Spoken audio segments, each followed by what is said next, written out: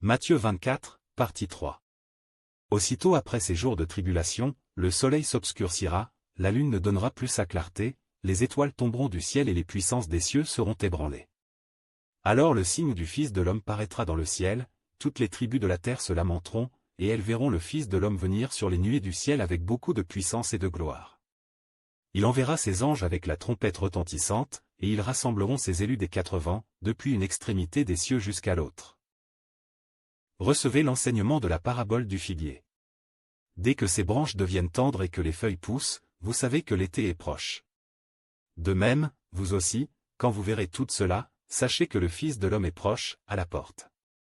En vérité, je vous le dis, cette génération ne passera point, que tout cela n'arrive. Le ciel et la terre passeront, mais mes paroles ne passeront point. Pour ce qui est du jour et de l'heure, personne ne les connaît, ni les anges des cieux, ni le Fils, mais le Père seul. Comme au jour de Noé, ainsi en sera-t-il à l'avènement du Fils de l'homme.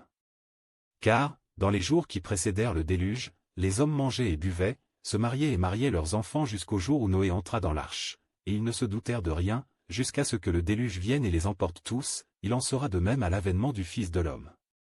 Alors, de deux hommes qui seront dans un champ, l'un sera pris et l'autre laissé, de deux femmes qui moudront à la meule, l'une sera prise et l'autre laissée. Veillez donc, puisque vous ne savez pas quel jour votre Seigneur viendra. Sachez-le bien, si le maître de la maison savait à quelle veille de la nuit le voleur doit venir, il veillerait et ne laisserait pas percer sa maison. C'est pourquoi, vous aussi, tenez-vous prêts, car le Fils de l'homme viendra à l'heure où vous n'y penserez pas.